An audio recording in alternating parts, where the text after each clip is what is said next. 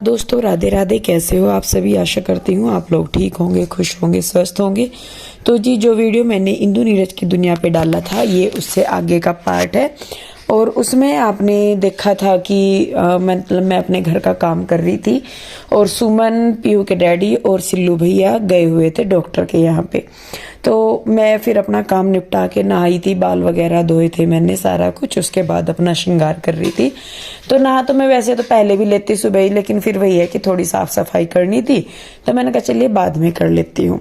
और मुझे ना 2 या 2:30 बज गए थे इस काम को समेटते समेटते, क्योंकि और भी काम थे, सारे कपड़े वगैरह, बहुत सारी चीजें तो ऐसी होती है कि जो वीडियो में दिखाई ही नहीं जाती। मतलब वो काम होते हैं, लेकिन शूट करने के आलस में फिर मैं उन्हें रिकॉर्ड नहीं करती। मैंने कहा चलो छोड़ो, जो हो रहा है रिकॉर्ड उसे होने दो। नहीं तो काफी सारी चीजें हो जाती है कि जो करते हैं और हम दिखाते नहीं।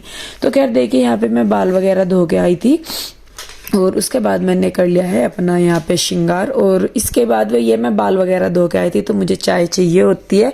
हालांकि चाय मैंने फिर से ज़्यादा ही पीनी शुरू कर दिया। पीयू के डैडी मुझे बहुत डांट रहे थे कि इंदु तू फिर से बीमार पड़ेगी, पर क्या करूँ जी। कहीं एक तो सुबह ही उठते ही एक काम निपटाने के बाद, एक नहाने धोने के बाद और एक चाय शाम को, ये 3-4 चाय तो ऐसी है जो मुझे चाहिए ही चाहिए होती है। और कई बार इसके अलावा एक आधा कप एक्स्ट्रा हो जाता है। और अब तो सर्दी है, तो खैर देखिए मैं चाय बना के ले आई हूँ। यहाँ पे श्री और कृष्णा लेटे हुए हैं दोनों, और इन दोनों बहन भाइयों ने बस टीवी ही देखा। श्री को भी मजा आ रहा था टीवी देखते हुए। और इसके बाद उनका फोन आया था खाने के लिए कि हम आने लग रहे हैं। नमस्कार दोस्तों, राधे राधे, कैसे हो आप सभी। आशा करती हूँ आप लोग ठीक होंगे, खुश होंगे, स्वस्थ होंगे। तो जी 2:15 बज के दोपहर का टाइम हो गया और 3 बजे तक बच्चे आ जाएंगे। और 3 ही बजे तक आ जाएंगे पीयू के डैडी, सुमन और सिल्लू भैया, क्योंकि वो गए हुए हैं चंडीगढ़ डॉक्टर के यहाँ पे। और 3 बजे तक आ जाएंगे। तो अब मुझे बनाना है खाना। खाने में मेरा लेट इसलिए हो गया क्योंकि अभी ही मेरा काम निपटा है, थोड़ी देर पहले ही। बस मैंने चाय वगैरह पी और नहाई धोई हूँ, और इसीलिए तो बस खाने में मैं आपको बताऊँ, क्योंकि रात ही हम लोग आए हैं, सब्जी वगैरह यहाँ पे ज़्यादा कुछ नहीं है। तो दाल चावल है मेरे पास, वही मैं बनाऊँगी सबके लिए। और वो जल्दी भी बन जाएंगे, मैं सही में बताऊँ तो, इसीलिए बस। तो दाल रखी है मेरे पास, तो दाल और चावल बनाऊँगी मैं, और साथ में बनाऊँगी रोटी। तो बच्चे भी तब तक आ जाएंगे, तब तक वो लोग भी आ जाएंगे। तो चलिए बस मैं फटाफट से काम पे लगती हूँ। और क्योंकि सुनीता नहीं आ रही है, तो इसलिए मुझे ज़्यादा टाइम लग गया काम निपटाने में, क्योंकि सारी साफ़ सफाई करनी थी कि रात ही आए थे। और उसके बाद फिर कपड़े लत्ते सारा ही था। और हालांकि जो भी मैंने की है ऊपरी ऊपरी ही साफ़ सफाई की है, ये नहीं है कि कहीं से मैंने डस्टिंग वगैरह की। सिर्फ इस रूम में थोड़ा सा मैंने ठीक सा किया, क्योंकि यहाँ पे सिल्लू हर लेट रहे थे, रात भी सिल्लू भैया हर। तो अलमारी की वजह से ये ना इधर हो रहा था ना, तो इधर मतलब थोड़े सा दिक्कत बन रही थी, तो इसी वजह से। और बैग बुग अभी रखे हैं ऐसे ही, वो मैंने खाली नहीं करे। मेरा ये था, मैं कहा चलो आराम से फुर्सत में खाली करूँगी। और कपड़े भी छत पे पड़े हैं धोए हुए, तो जब काम निपट जाएगा तब तक वो सूख जाएंगे। ऊपर मैंने डाले भी इसीलिए थे कि अब दिन एक होने लगा है छोटा, और पीछे इतना स्पेस नहीं है कि कपड़े एक दूसरे के ऊपर डाल के सूख जाएं, या फिर धूप नहीं तेज मिलती, तो इसीलिए मैं छत पे डाल आई थी। तो सारे कपड़े शायद सूख जाएंगे शाम तक बहुत अच्छे से। तो जी चलिए लगते हैं फिर अपने काम पे और बनाना शुरू करते हैं खाना। खाने में मैं बना रही हूँ उड़द की दाल और चावल और साथ में रोटी।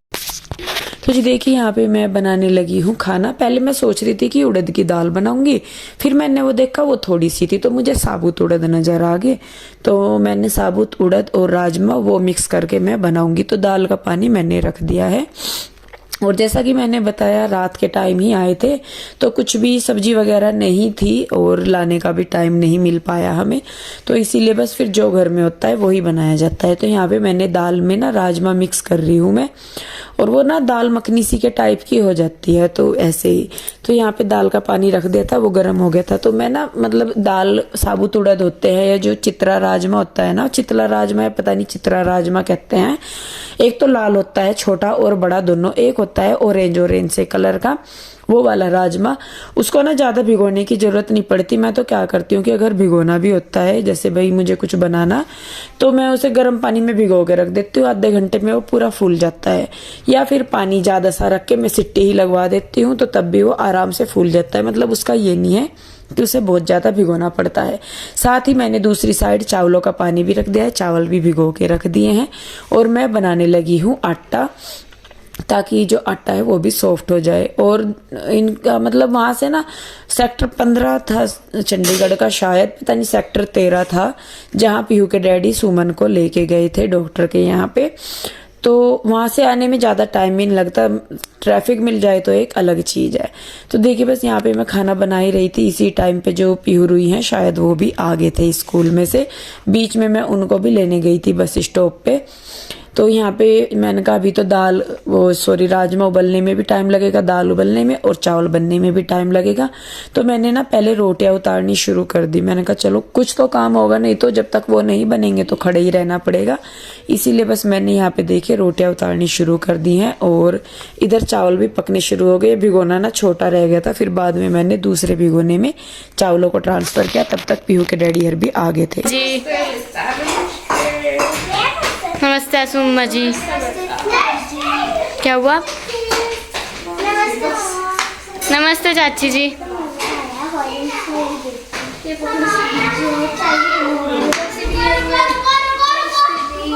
नमस्ते। Hello hello Shivansh. नमस्ते चाचू जी। तो जी देखिए यहाँ पे इसके चाचू हर भी आ गए हैं और मैं पीहू को बोल रही थी, मैंने कहा पानी दे बेटे।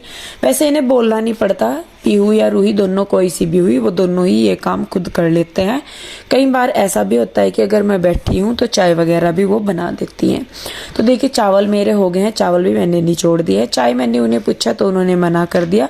हालांकि मैंने सुबह के टाइम उन्हें खाना बना के दिया था जब वो सुबह गए थे, पराठे और सब्जी। लेकिन फिर भी वही है कि देखिए बाहर जब ज़्यादा चलना फिरना पड़ता है तो भूख लग भी जाती है। तो चावल भी हो गए हैं, रोटी भी सिक गई है और दाल जो साबुत उड़द है वो भी उबल गए हैं। तो मुझे अब लगाना है तड़का। प्याज काट के धो ली है मैंने और उन्हें मैं करूँगी चॉप, इसमें चॉपर में डाल के। इनको मैंने बोला था, मैंने कहा पीहू के डैडी टमाटर लेते आइयो, और ये भूल गए क्या, मिले नहीं उन्हें उस रोड पे। दूध तो लेते आए थे क्योंकि दूध भी नहीं था, जो मिल्क पाउडर थोड़ा सा था उसी की मैंने चाय बनाई, वो चाय भी अच्छी नहीं बनी थी। तो दूध भी लेके आ गए थे और ये मुझे कह रहे कि इंदु बना दे जल्दी, भूख लग रही बहुत जोर से। मैंने कहा मैं अगर मतलब मेरा काम थोड़ा पहले निपट जाता तो मैं पहले बना लेती, और अभी मैंने कहा थोड़ा सा लेट हो गया। तो खैर फिर भी ये था कि टाइम पे खाना बन गया था, सिर्फ दाल में तड़का लगाना था। तो यहाँ पे मैं दाल में तड़का लगा ही रही हूँ और उधर सुमन से और आशु से भी पूछ रही हूँ क्या हुआ। आशु को वॉमिट हो गई थी तो इसीलिए वो लेटी हुई थी, उसका जी सा खराब हो रहा था। जब उसमें गाड़ी में जाते हैं तो हमारा है ही कि आप सभी जानते हैं कि गाड़ी में जब हम लोग जाते हैं तो हमारा ना जी खराब हो जाता है बहुत ज़्यादा। बच्चों का भी ऐसा ही है, और शायद वो सुबह के टाइम मेडिसिन लेके नहीं गई थी, नहीं तो होती भी ना। तो खैर देखिए दाल में मैंने तड़का लगा देता, उसमें 1-2 सिट्टी मुझे लगवानी थी। तो मैंने कहा चलो तब तक ये बच्चों के लंच बॉक्स हैं और जो बर्तन है वो मैं धो दूंगी, नहीं तो फिर जब खाना खाते हैं तब फिर मतलब देखने पड़ते हैं। तो चलिए फटाफट से बर्तन साफ कर देती हूँ, फिर मैं लगाती हूँ खाना।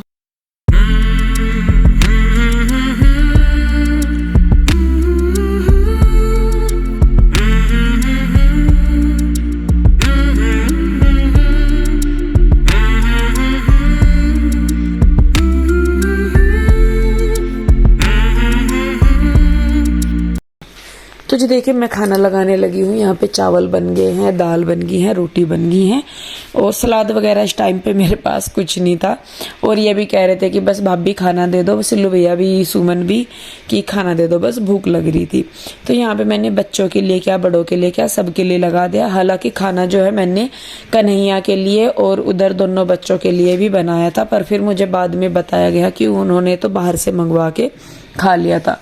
मुझे समझ नहीं आया, मुझे ये था कि कन्हैया आएगा तो मैंने कहा वो बच्चों का लिखता जाएगा। फिर ये कहने लगे बाद में कि नहीं वो तो बाहर खा के आया होगा और बच्चों के लिए भी लेके आया होगा।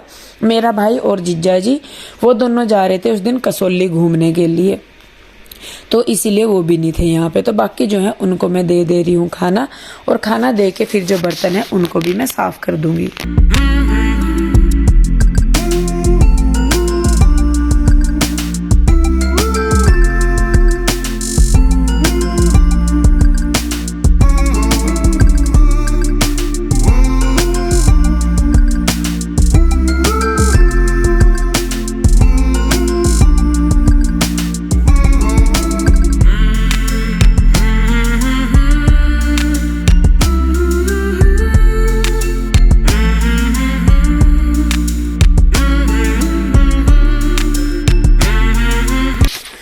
देखिए खाना वगैरह खा के बर्तन धो दिए हैं सबने, और मैंने तो खाया नहीं था क्योंकि मेरे साथ ही दिक्कत हो रही है कि जब भी मैं खाना बनाती हूँ ना, ज़्यादातर ऐसा हो रहा कि बनाते बनाते ही मेरा ना मन सा भर जाता है, तो फिर मेरे पे खाया नहीं जाता बाद में, तो मैंने छोड़ दिया था। अभी मैंने कहा बाद में जब मुझे भूख लगेगी तब मैं खा लूँगी। तो किचन का काम मेरा निपट गया था। उसके बाद तब तक ये आशु और सुमन जो है वो कर रही थी रेस्ट। मैं कहा चलो मैं काम निपटा के आती हूँ किचन का, तब तक तुम अपना रेस्ट कर लो। उसके बाद देखिए यहाँ पे मैं दिखा रही हूँ इन्हें कपड़े वगैरह। वैसे तो सुमन को मैंने गांव में दिखा दिए थे सारा कुछ, लेकिन यहाँ पे फिर आशु आई थी तो वो सारे कपड़े वगैरह मैं उसे दिखा रही हूँ जो घर से आए हैं, और जो मैं लेके आई हूँ 2 सूट जो मैं लेके आई हूँ वो भी। तो यहाँ पे मैं इसको कपड़े सारे ही दिखा दे रही हूँ। वैसे तो मैं आपको सही में बताऊँ, घर से हमारे भी पैसे ही आए थे, मेरे ही 2 सूट आए थे, घर से पैसे आए थे, बाकी उनके वही बच्चों के साइज की दिक्कत होती है, तो इसीलिए फिर मम्मी यार ने पैसे ही भिजवा दिए थे टिक्के पे कि भाई अपने आप ले लियो जैसे भी बच्चों के लेने होंगे। तो वो मैं खुद ही लेके आई थी जब मैंने आपको दिखाया था। और सूट वगैरह सूट ही आए थे मेरे, और कान्हा के कपड़े आए थे, दोनों के श्रृंगार का सामान आया था, मिठाई वगैरह आई थी। तो यहाँ पे मैं आशु को वही दिखा रही हूँ, सुमन को भी दिखा रही हूँ। वैसे तो सुमन ने देख लिया था। और जो ये सूट मैं लेके आई थी गांव में से गरम, आप लोग मुझे पूछ रहे थे कि ये कितने के हैं दीदी। तो जो ये ग्रीन सा है ना, एक ये क्या कोई मोरपंखी हरा सा रंग है, ये जो गांव में से लेके आई मैं, वो है क्या बोलते हैं उसको, 1100 रुपये का सूट। और जो वो लाइट सा पीच सा कलर है ना, पिंक सा कलर है, दूसरा गरम सूट है मेरा, वो है 1200 का। तो दोनों सूट मेरे जो है वो 2300 रुपये के आए थे। ये जो ग्रीन सा रखा है ना, ये है 1100 का, और जो आशु ले रही है हाथ में वो आया था 1200 का। तो हमारे इधर कपड़े बहुत अच्छे मिलते हैं, मैंने पहले भी आप लोगों को बताया था। दूसरी बात, हाँ आप लोग पूछ रहे हैं कि जैसा सुमन डॉक्टर के गई थी तो उसे क्या बताया है। एक कमेंट जो बहुत ज़्यादा आ रहा है वो ये है कि क्या सुमन प्रेग्नेंट है। तो मैं आप लोगों की जानकारी के लिए बना दूं कि नहीं, सुमन प्रेग्नेंट नहीं है, और अभी विचार भी नहीं है ऐसा, क्योंकि भगवान ने हमें जो भी देना था वो दे चुके हैं। आगे ना उसकी इच्छा है, ना मेरी और ना इनकी किसी की भी। बाकी भगवान की देखिए जो इच्छा होती है वो बाद में है, लेकिन फिलहाल जो है सुमन या हम में से कोई भी प्रेग्नेंट नहीं है।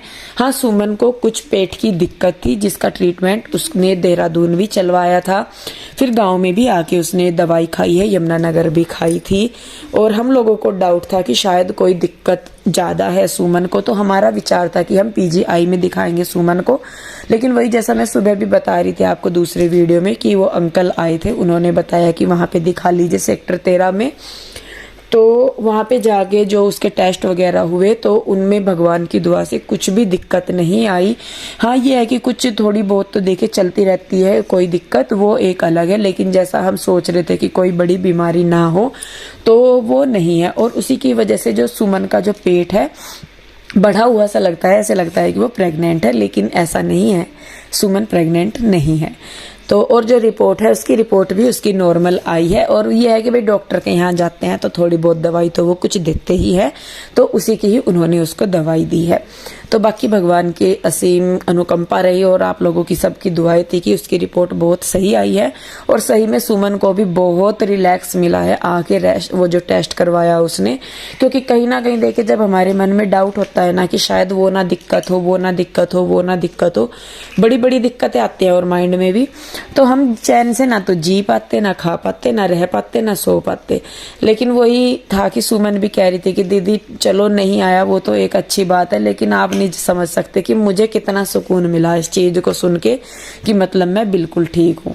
हम तो यही कहते हैं भाई देखिए सब ठीक रहे, क्योंकि माँ बाप के बिना बच्चों का कोई जीवन नहीं है और किसी के बिना भी कोई नहीं है, किसी का कोई जीवन नहीं है।